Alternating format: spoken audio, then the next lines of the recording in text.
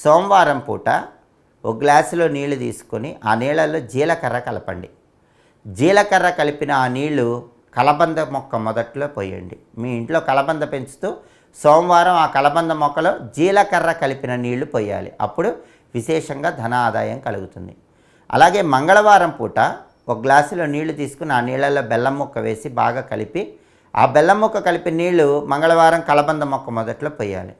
అలాగే బుధవారం పూట ఒక గ్లాసులో నీళ్లు తీసుకొని ఆ నీళ్ళలో ఒక స్పూన్ తేనె వేసి తేనె వేసినటువంటి ఆ నీళ్లు కలబంద మొక్క మొదట్లో పోయాలి. సోమవారం జీలకర్ర కలిపిన నీళ్లు, మంగళవారం బెల్లం ముక్క కలిపిన నీళ్లు, బుధవారం తేనె కలిపినటువంటి నీళ్లు కలబంద మొక్క మొదట్లో పోస్తే ఈ 3 అద్భుతమైనటువంటి తాంత్రిక పరిహారాల వల్ల విశేషమైనటువంటి ధనలాభం కలుగుతుంది. అద్భుతమైనటువంటి రాజయోగం కలుగుతుంది. అనుకున్న పనులు అనుకున్నట్లు